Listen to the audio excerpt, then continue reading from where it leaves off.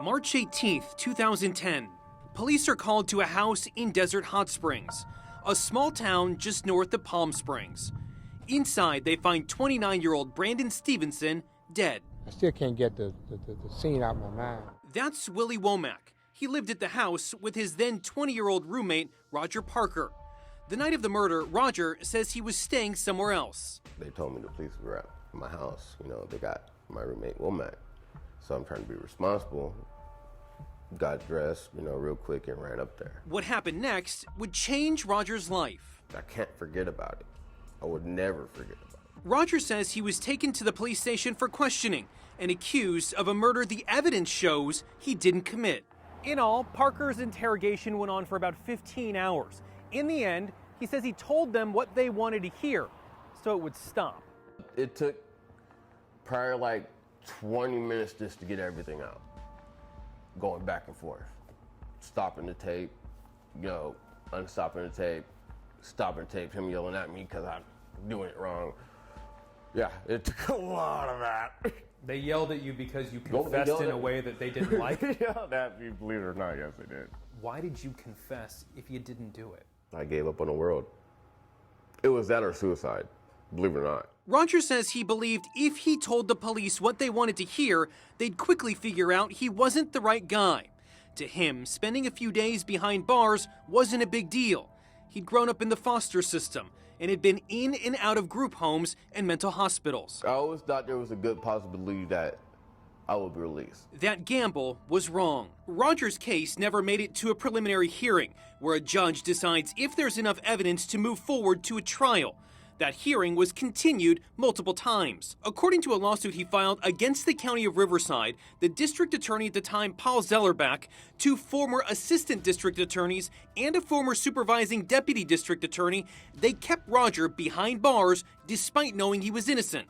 To have individual prosecutors saying, we don't even have enough to arrest this guy, and yet keep him in custody for nearly 4 years without ever going to a preliminary hearing or having an indictment or doing a trial is, I think, I can't think of something much more egregious than that. Kimberly Trimble is Roger's civil attorney. According to Roger's lawsuit, the first prosecutor assigned to the case immediately recognized that his confession was a sham because it was both coerced and completely inconsistent with the physical evidence. In a memo from 2011 obtained by Team 10, Senior Deputy District Attorney Lisa DiMaria told her supervisors, "I have serious concerns about his guilt." In the memo, she raised questions about the confession and the evidence, even suggesting the case should not be filed. Roger's lawsuit says rather than dismissing the case, they took prosecutor Lisa DiMaria off and assigned it to Christopher Ross, a death penalty prosecutor and former Green Beret with a near-perfect record. My assessment was, I can't say he's innocent, but I can say there's no way I can prove beyond a reasonable doubt that he's guilty. Ross says he was told to assess the case and write a memo. At the end of 2011, he submitted this memo where he concluded that the evidence was insufficient to prosecute Roger.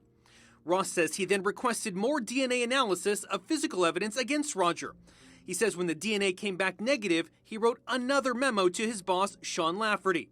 This time writing, "Dismiss the case as it appears rife with reasonable doubt." Mr. Lafferty was upset that it came back negative. He told me not to turn it over to the defense attorney. I had told him I already had done that. That's my obligation as a prosecutor, ethically, and legally. He was upset at that. Ross says the case was not dismissed and Roger stayed behind bars. Fast forward about a year and a half. According to Roger's lawsuit, in late 2013, Ross discovered that Willie Womack, whom police initially ruled out, had been recorded in jail calls confessing to the murder.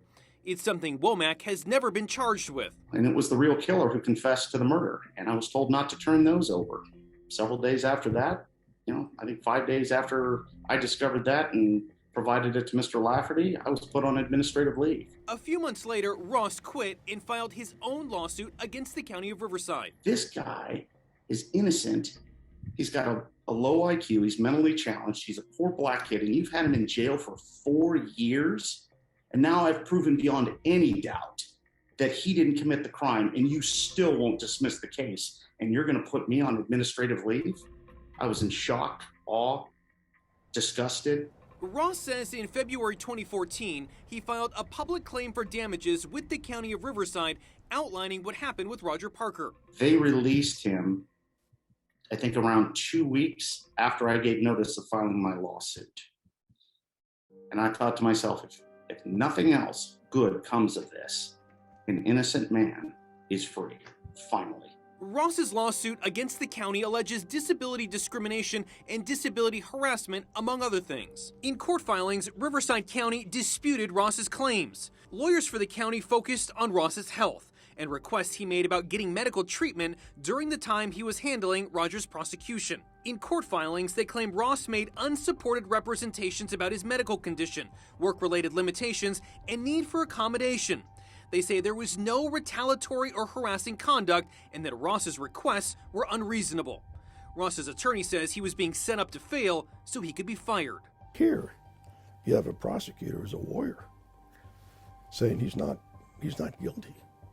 We need to let him go, and he gets fired for that. In a statement, a spokesperson for the county of Riverside said the county is strongly committed to a workplace free of harassment. The spokesperson wrote in part, "As your inquiry pertains to ongoing legal matters, no additional information is available at this time." In court filings regarding Roger Parker, the county and these four named defendants have denied the allegations. ABC 10 News tried to get in touch with each person. County CEO Jeff Van Wagenen was unavailable for an interview. Former Assistant District Attorney and now Judge Sean Lafferty was also not available for an interview. Same with Supervising Deputy District Attorney Tricia Fransdell. No comment. Former Riverside County District Attorney Paul Zellerbach now lives along the coast in San Diego County.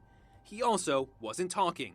Roger Parker still lives in Desert Hot Springs with his dog Galaxy.